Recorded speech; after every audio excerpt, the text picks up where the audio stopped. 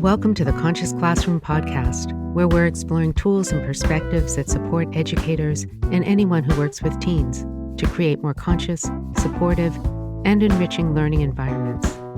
I'm your host, Amy Edelstein, and I'll be sharing transformative insights and easy-to-implement classroom supports that are all drawn from mindful awareness and systems thinking. The themes we'll discuss are designed to improve your own joy and fulfillment in your work and increase your impact on the world we share. Let's get on with this next episode.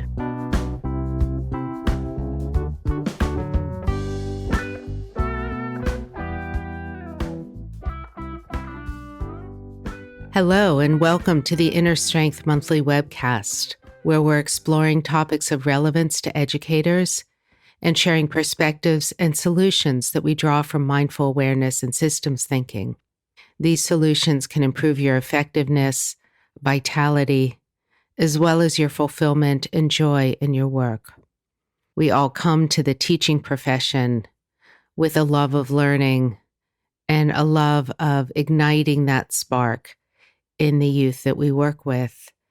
And it's my goal and hope that I can share with you the best tools and insights from my own work, as well as the leading edge of the questions that are being explored in classrooms or that should be explored in classrooms, questions that are relevant to us in the culture that we live in right now. The topic for this month is called What is Racial Literacy? And as mindful educators, why is this so important for us to understand? I don't think I need to explain to you that the issues of race and racial stress, racial tensions, and racial misunderstandings are rife in our culture today. And of course, they play out in the classroom. And they play out in the classroom at all kinds of levels. Some are more obvious and extreme, and some are more hidden. What I've found both in my own experience and in the experience of all of the inner strength instructors who go in and out of classrooms where we've been working with thousands of teenagers in the inner city is that many times stresses and reactions and responses are exacerbated by some kind of racial stress, racial misunderstanding, fixed ideas and beliefs, unconscious fears and concerns.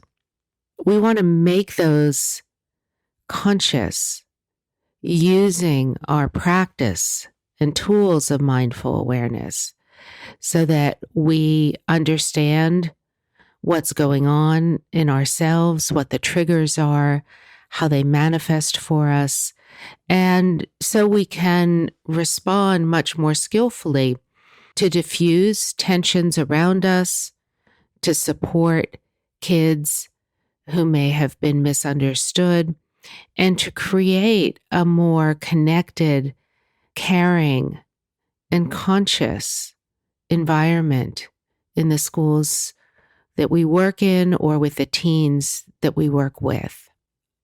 Let me start with a story that happened in one of my schools at the beginning of this school year.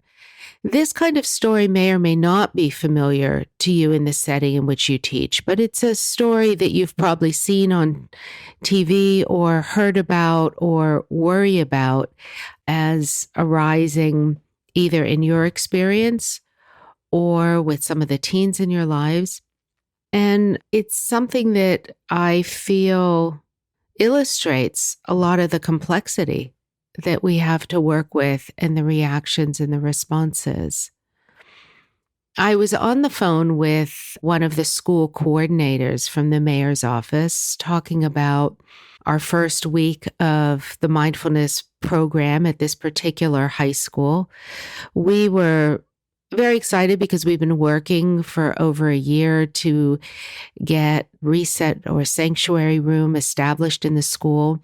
And we've cleared a space, painted the room, ordered new furnishings. And while the Inner Strength is going to be going in with its 12-week program, and some of the classrooms will also be staffing this room to help students when they need to learn the tools to self-reflect, to dial back reactions and responses, and to cultivate more care for themselves and for those around them.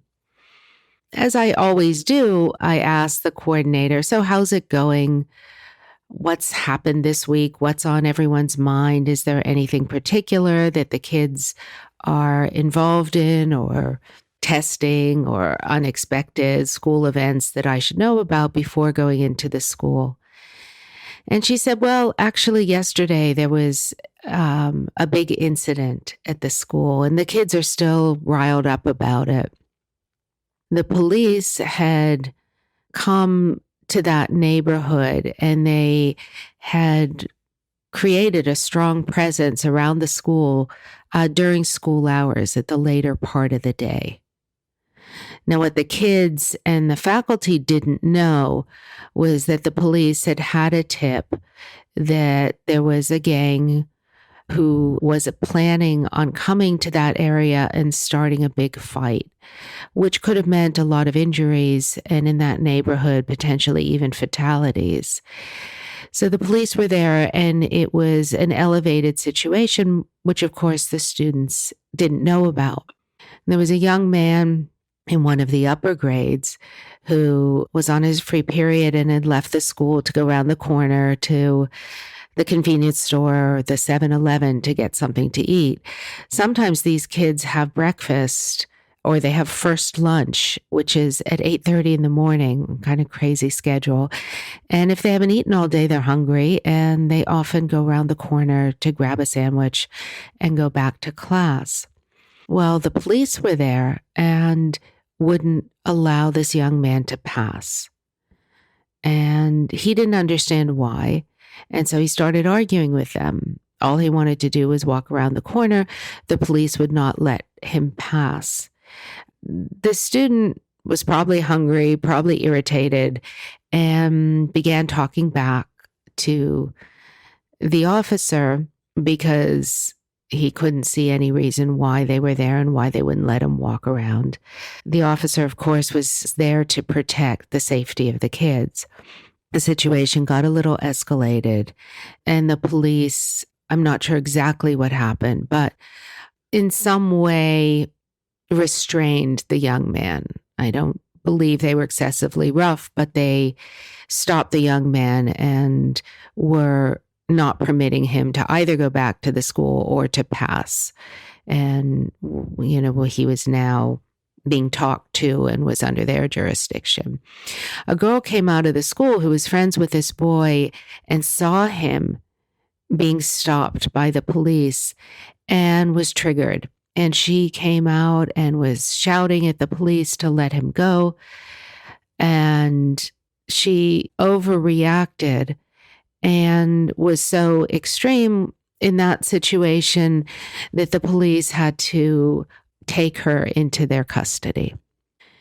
It was a situation filled with reactions, tensions, misunderstandings, and an inability to de-escalate a situation that was the result of misunderstanding rather than the result of any bad intention on anybody's side.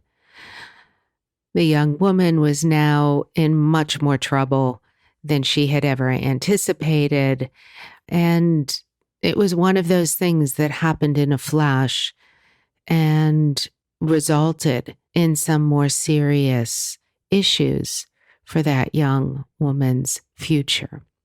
So I heard all this. I had been expecting something much different from the coordinator. And there I was.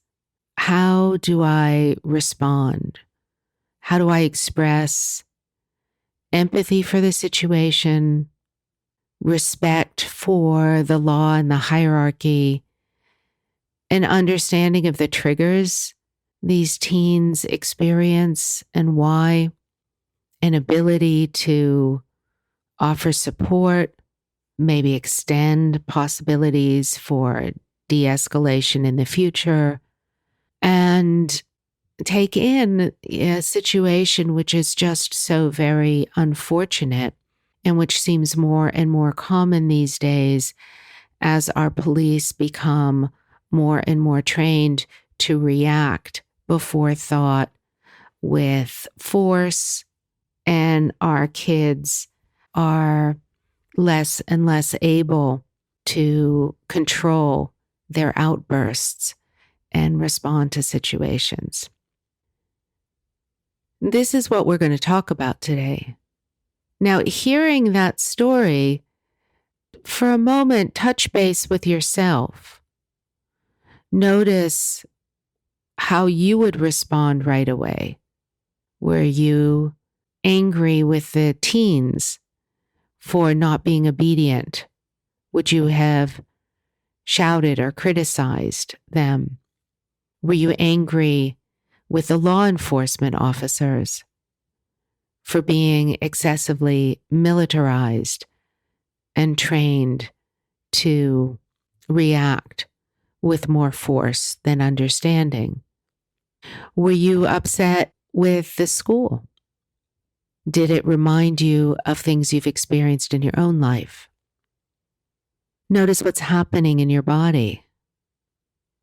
Are you feeling frustrated, agitated? Is your heart pounding? Are your hands clenched or sweating? Or do you feel blank and disinterested? Just notice, become aware of what your reactions are, perhaps the difference between what's happening in your body and what your logical mind is saying about the situation. Dr. Howard Stevenson, a professor at University of Pennsylvania, the founder of the Racial Empowerment Collective, and really one of the most insightful voices on racial stress, racial literacy, and methods to work in the classroom, defined racial literacy this way. And this is a quote from one of his works. He said, "Racial literacy is the ability to read and recast or reduce and resolve racially stressful encounters during face-to-face interactions. In general, people get overwhelmed, tongue-tied, and confused during racial conflicts, whether perceived or actual. They lose access to memory, stutter, and feel defensive and threatened. And that's Howard Stevenson, train people how to better respond without overreacting or underreacting. I think this is the best place to begin addressing race-related inequities. Efforts to dismantle systemic racism through legal means are important, but they don't help people of color cope with the emotions of racial trauma, and they don't address how people in positions of authority should manage their behavior when they feel racially threatened." And that's the end of his quote. What I find most valuable about his work is that he trains people to role play, whether you identify as white and are found to almost always to be in a position of power and authority and privilege, or whether you identify as a person of color and often find yourself at the other end of racial stress, prejudice, and harshness or force, which we see often in our classrooms. I personally did a 4-day in-person training in a group of 35 educators with Dr. Stevenson and his team, and I can't share how valuable it was to empower me to work more skillfully in the classroom with all the various power dynamics between teachers and students and myself as an outside provider, and really help bring more care, more benefit, from the depths of mindful awareness practice to these situations and really help diffuse and support all the parties involved. I encourage everyone to connect with his work and do some of his trainings or find something similar in your area. What I've found is that we experience more racially stressful moments than we're aware of, especially if we identify as white. People of color, African American, are often, and other minorities or immigrants are much more aware of racial stress from an early age. People who are part of the dominant or more privileged cultural groups tend to not see those racially stressful moments. And often our reactions, whether they're positive or negative, are shaped by what we've absorbed from the media, from the way that we were raised, or from our own unexamined ideas and beliefs.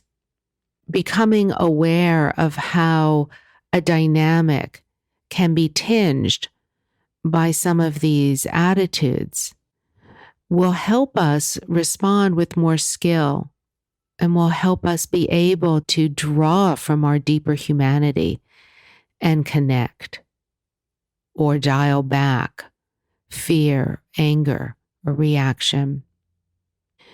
Because of these culturally conditioned and hyped up responses seen in the media, and also because of awareness and sensitivity to profound inequity economically, in terms of access, in terms of respect or support, we may find ourselves more or less sympathetic to one of our students.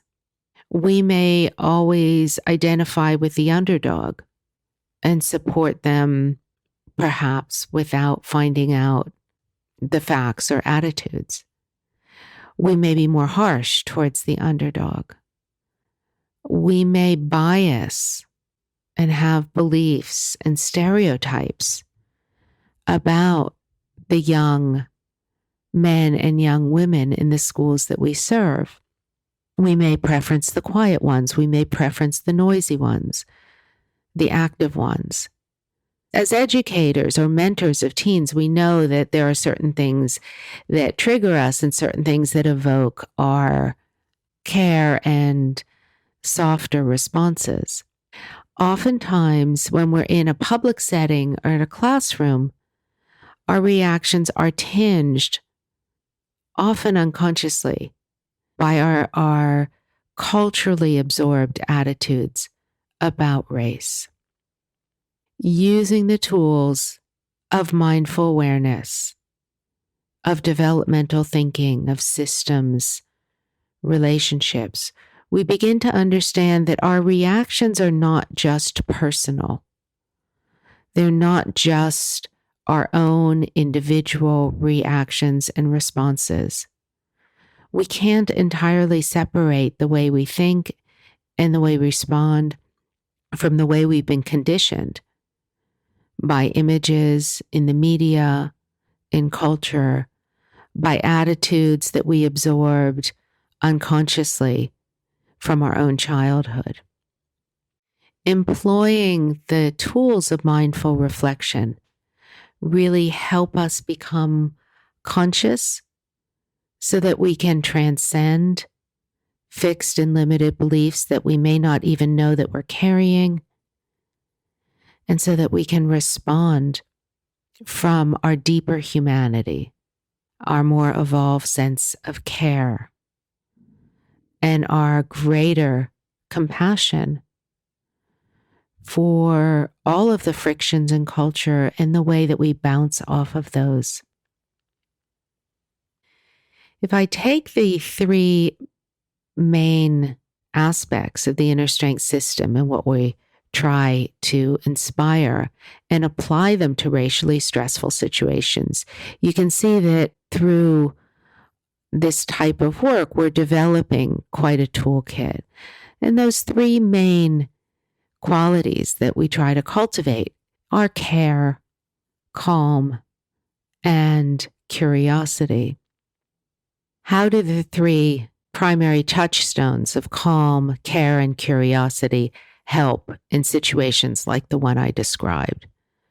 How do we lean in and feel what's going on in ourselves so that we can draw from our deeper humanity, so that we can respond in a way that is the most caring, the most grounded, the strongest, the straightest way to react to a situation that can diffuse or redirect or correct a situation while neither overreacting or underreacting.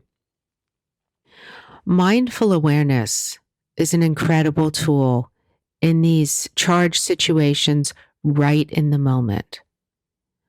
You'll want to start practicing this because we think we need more time to center and locate ourselves than we really do.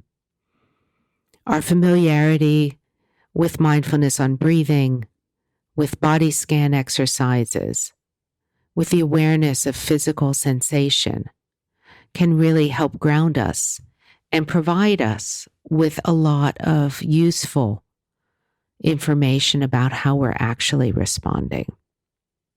When we become aware of gravity, when we connect with our physical responses through the breath or body, we really can start discovering where we might be more concerned, more afraid, more agitated, more confused, insecure, or upset than our cognitive mind is telling us that we are. And you can practice this by remembering a situation where there was some stressful moment related to racial tensions like I described at the beginning. And feel your feet as they make contact with the floor. Feel gravity pulling you into your chair. Connect immediately just with your weight on the chair or your weight against the floor. When you can feel that anchor, that immediate touch point, then notice, do you feel agitation somewhere in your body? Is your heart pounding a little faster? Are your hands clenched or sweating? Are you holding on to your elbows or rolling your shoulders in? Use your mindful awareness to do a quick scan of your body, locating whatever sensations you're feeling without judgment. Just ask yourself what's happening. What sensations am I feeling and how strong are they? Your mind may be telling you that you've got this, it's just a memory, you're just thinking, you understand, you're clear, but your body may be reacting more strongly. That's valuable information. When you're in one of these situations, check in with yourself before you respond. Those few seconds, it doesn't take as long as it seems to take the way I'm explaining it. Those few seconds can really make a difference in what you were going to say and how you were going to say it. And no matter what position we're in one of those moments, if it's a strong response to stop an injustice, you want to be precise and direct, strong and clear, unequivocal in the lines that you're drawing. As teachers or as providers in a classroom, oftentimes our role is by intervening or diffusing situations. And when we are able to touch into our reactions and know that our heart is pounding a little bit more, we can breathe in to our bodies using the inhalation and the exhalation to calm our overreactivity so we can be strong, solid, centered, and clear without overreacting, being personal, or expressing an extra anger that is undermining, inappropriate, and ultimately ineffective. When you take a deep breath in and out, you'll notice if you're holding your breath. When we hold our breath, we're not oxygenating our brain. We're not really helping the problem-solving center of our brain to respond. So the first step when we're in one of these charged situations is to notice our own physical reactions using mindful awareness, non-judgmental awareness, checking in on the sensations without a storyline, without solving it, just understanding the primal reactivity of the body, and then using the breath to calm ourselves without trying to make the agitation go away, but simply taking a slow inhalation, slow exhalation, or just a mindful inhalation, mindful exhalation. And we'll be able to draw from our own, as I said, our deeper well of humanity to respond in those situations. So our second tool or value of care also comes into play here, just as it does when we're teaching mindfulness to teens, when we're teaching teens how to live in a way that's more fulfilled and fulfilling and more connected. In a racially stressful situation, it's the same thing. Whether it's a policeman who's rough with a young Black teenager, or if it's a young Black teenager reacting and shouting at the policeman, or whether it's the school coordinator defending her teens against excessive roughness and racial stereotyping by the authorities, or whether it's the authorities themselves with a job to do in an inner city and reactive teens getting in the way of that job, which could potentially cause harm that the teens don't even know about. So many different dynamics involved. The care in that situation, whatever your story might be, is to put your attention on everyone in the scenario without forgetting yourself. Recognize your own place in the story, whether you're hearing about it and need to respond to whoever's telling you, or you're in the middle of a situation that's unfolding before your eyes. You need to know and locate your own reaction to responses, as well as your own need for care and support. We are players in our own story.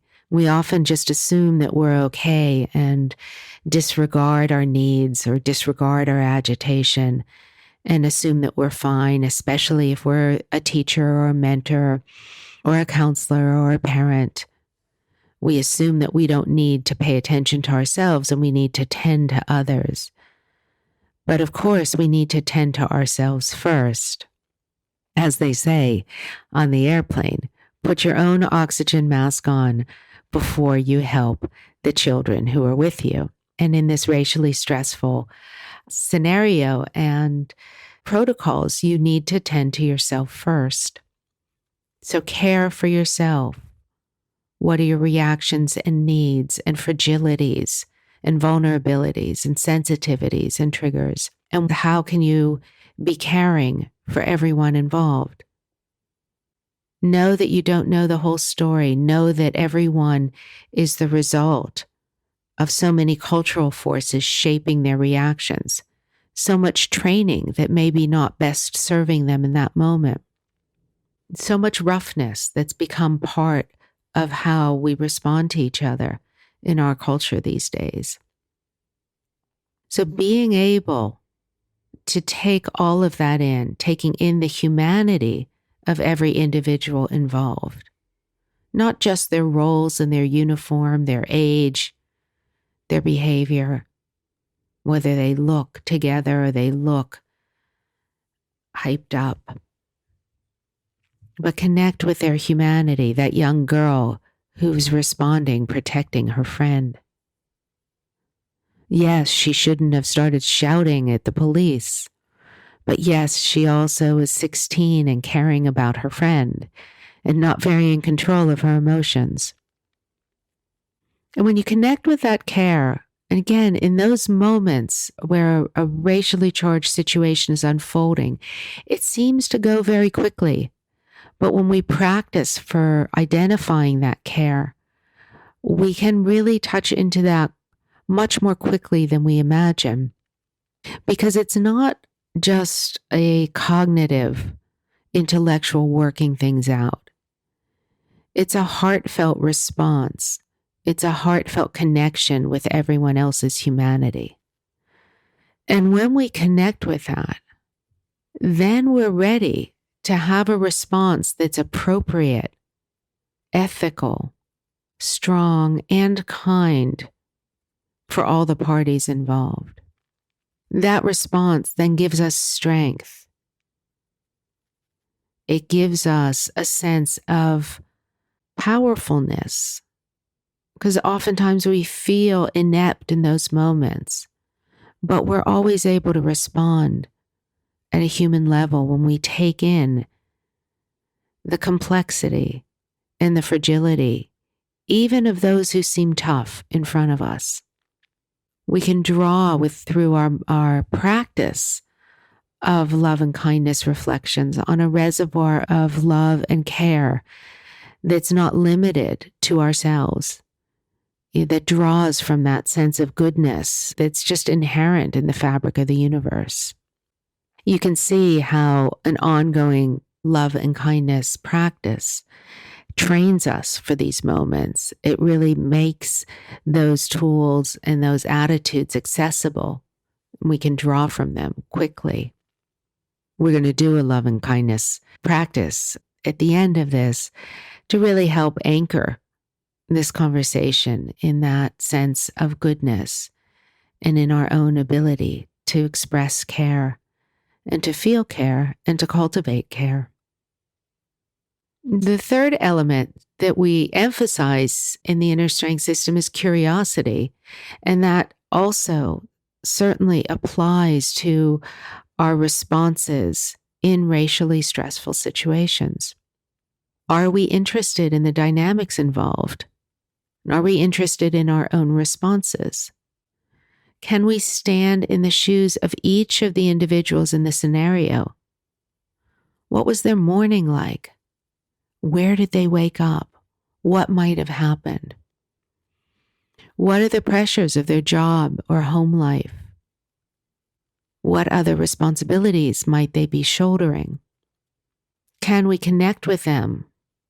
Can we imagine what that might be like? Can we walk in their shoes for an instant so that we can respond to them in a human way, even if we need to be corrective in how we're reacting, even if there are lines that have been crossed that need to be responded to?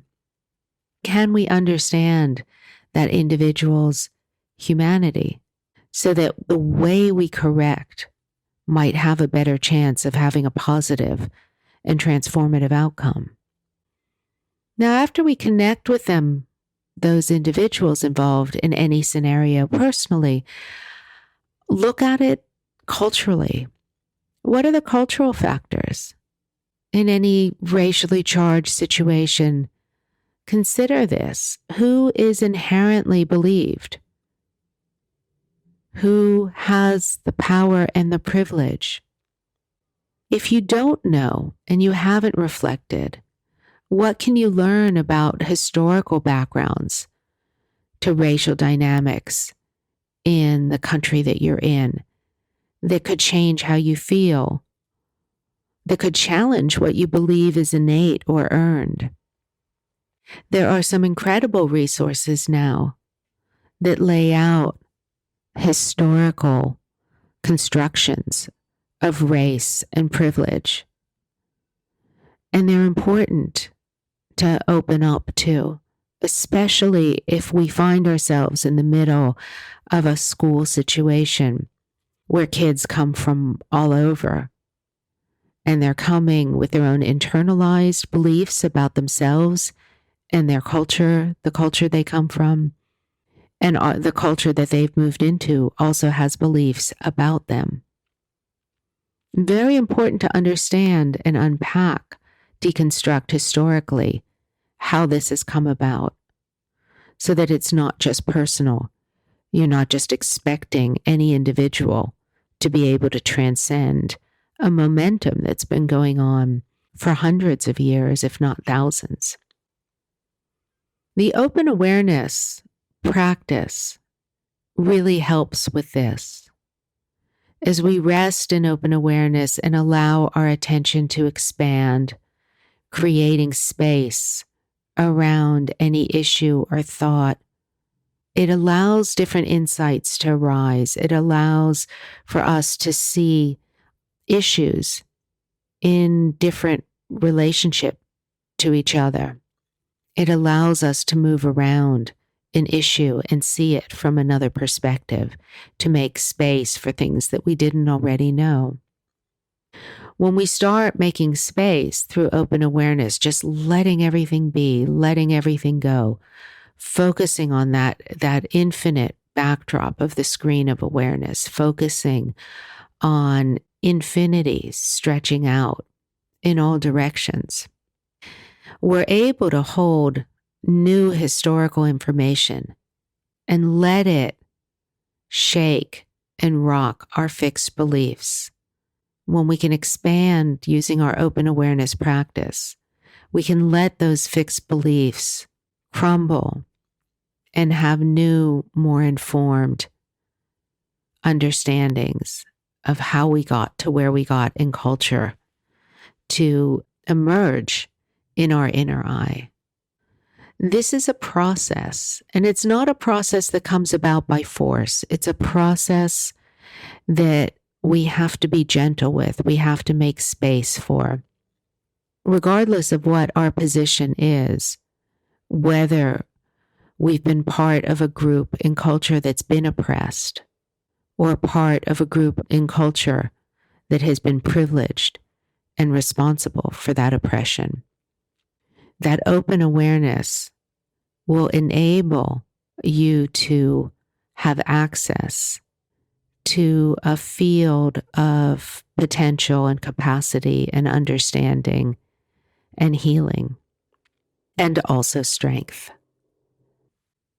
We often feel overwhelmed by the institutionalized structures of inequity and oppression. It's very hard to understand how we, in our own professions, can do anything to dismantle that.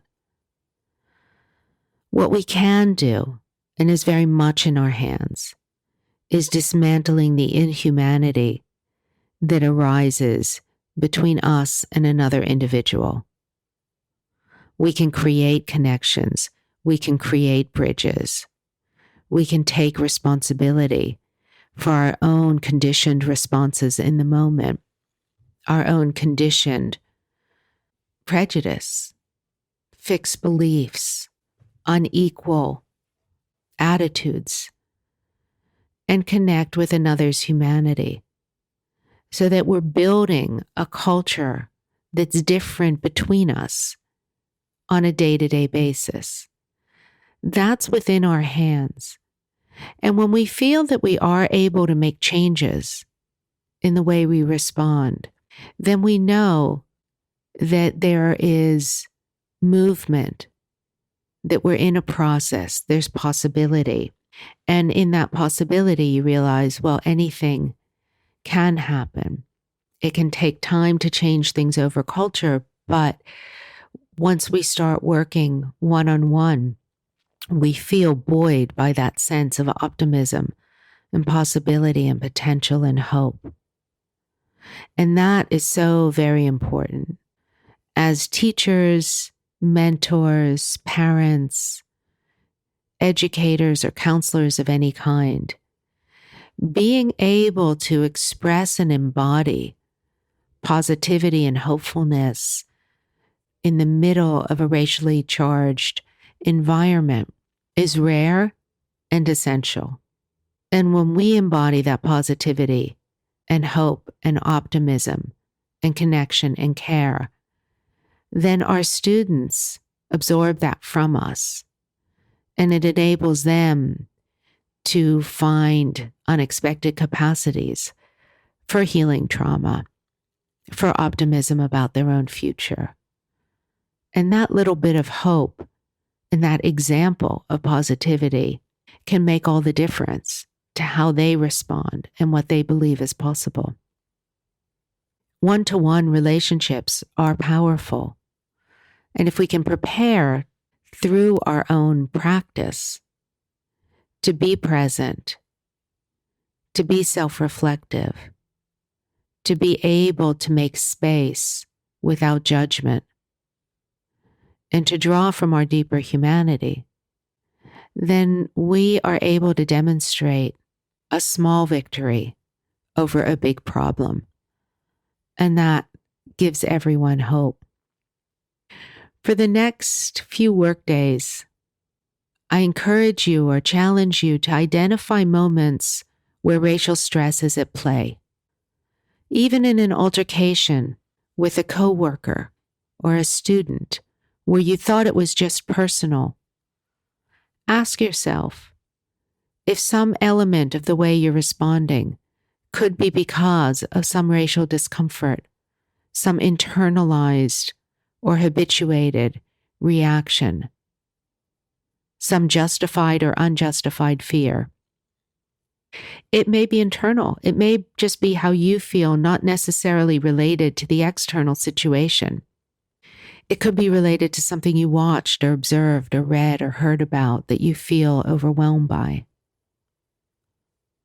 But in that situation that arises in your regular day, notice it. Pay attention to it. Begin by keeping it local and immediate. See what's happening in your body. Use your breath and your ability to sense physical sensation and reaction. Using your tools of mindful awareness, see what's really going on before you react. Use your breath.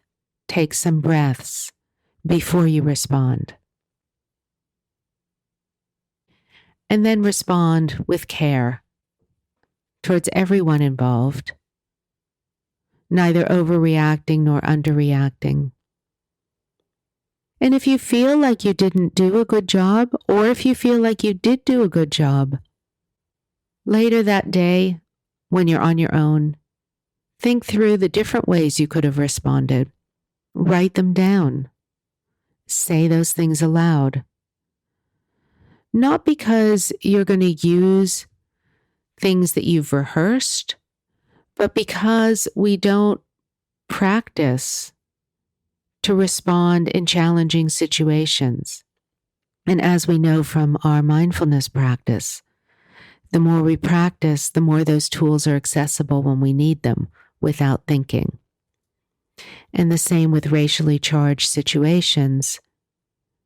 We want to practice so that in the moment we're able to express our higher humanity, our clearer vision, and our most effective way to bring people together and to dismantle structures of oppression, unfairness, and harm. If you find it hard to locate these situations on your own, then at the end of the week, as an educator, just go through your week and think about your own responses in a classroom and see if you can notice that some of these may be tinged by your own discomfort around racial issues. Some examples are being a provider and walking into a classroom and seeing a teen of color, a Latino teen or Black teen treated harshly by a white teacher. See how you feel about that. See if you feel protective or give preferential treatment, either to the well-behaved, well-educated, more affluent students, or to the more poorly behaved, poorer or immigrant students. Having biases is a human thing. We feel more drawn or less drawn, but as a teacher, mentor, or caring professional, we need to make conscious our own preferences and biases so that we can take in the kids that we work with and love them and respond to them with care and equity. Notice how you discipline, whether you over-discipline kids of color or under-discipline kids of color. Notice if your tone of voice changes depending on who you talk to. Don't be afraid of identifying these. Having this kind of racial introspection will support you. It will give you more solid ground under your feet, and it will help you feel more connected and less overwhelmed by this issue that is so fraught and so inflamed. Using our mindful awareness practice, we want to make all of this conscious without judgment so that we can express our higher selves and our deeper values. So the breath is important to help you, and the body scan to help you understand what's happening at the time. The thought bubble or the open awareness practice is important to be able to let go of self-judgment or reactivity to another and to create space so you can see more clearly. And then the love and kindness practice helps cultivate care and compassion for everyone involved. Compassion for the blindnesses, compassion for the ignorances, and the desire to remove the obscurations to clear seeing and to clear connection. We don't ever want to condone or justify harshness, oppression, or violence. But every individual is also caught in a system. And if we can learn to have compassion for the blindnesses, our corrective responses will be better able to reach their heart so there can be authentic transformation and a real connection one-on-one. Let's prepare ourselves to close with a love and kindness practice.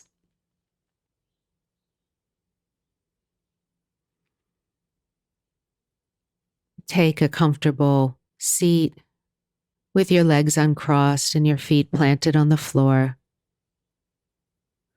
your spine tall, your hands relaxed in your lap or on the table in front of you.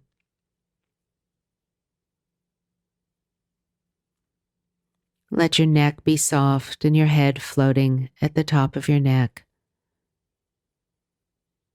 And take some deep breaths,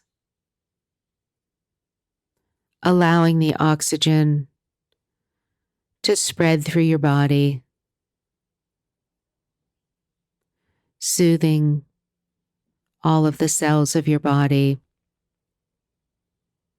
allowing the body to excrete all of the stress, hormones, and toxins that may have accumulated just addressing the issue of racial tension. know that your efforts to lean into this are efforts to become literate in this very challenging language, this very challenging set of circumstances. And that the way we transform is through kindness to self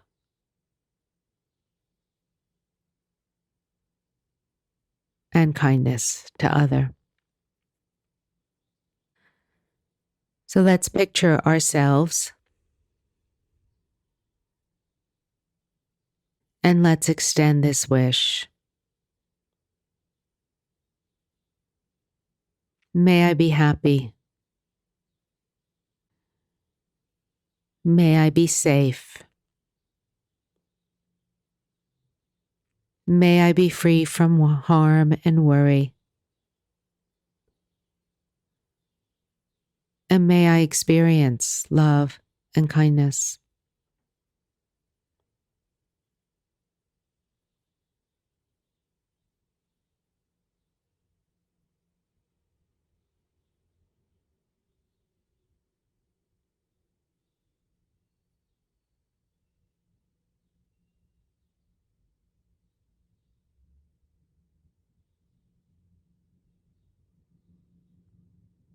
Really send yourself that wish in your own words.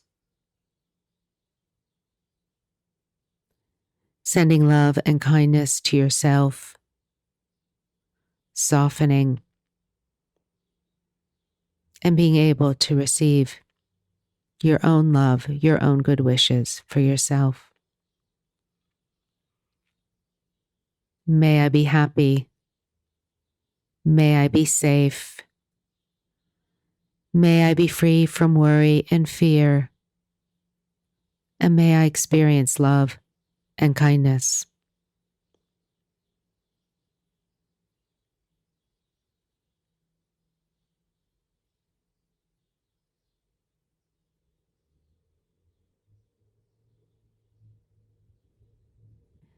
And now send those same wishes to one of the teens in your life, one of the teens you teach or mentor or parent or counsel. May you be happy. May you be peaceful. May you be safe and free from harm. May you experience love and kindness.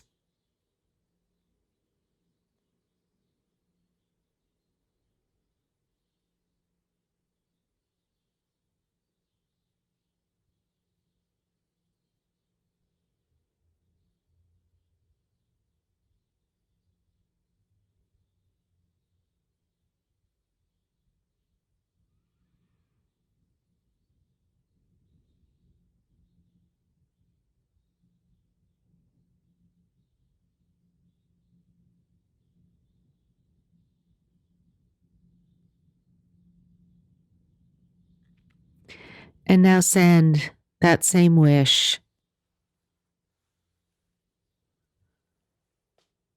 to someone that you feel is oblivious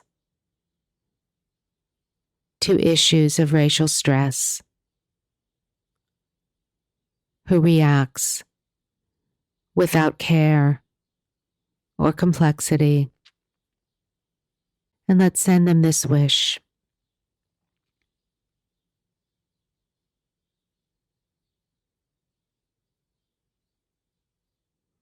Just as I want to be happy, you also want to be happy. May you be happy. May you be free from blindness and harshness.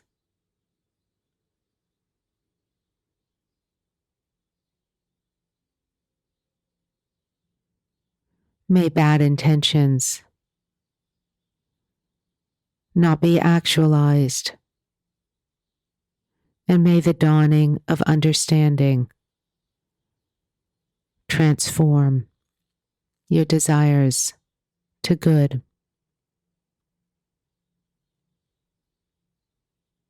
And may you experience love and kindness.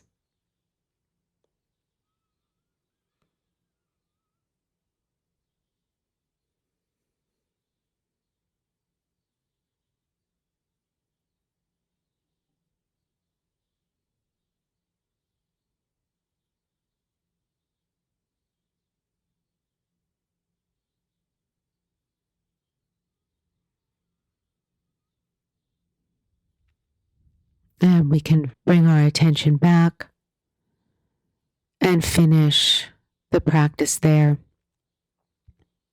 Thank you all for your engagement and effort and care, your love of learning and your love of supporting others to transform.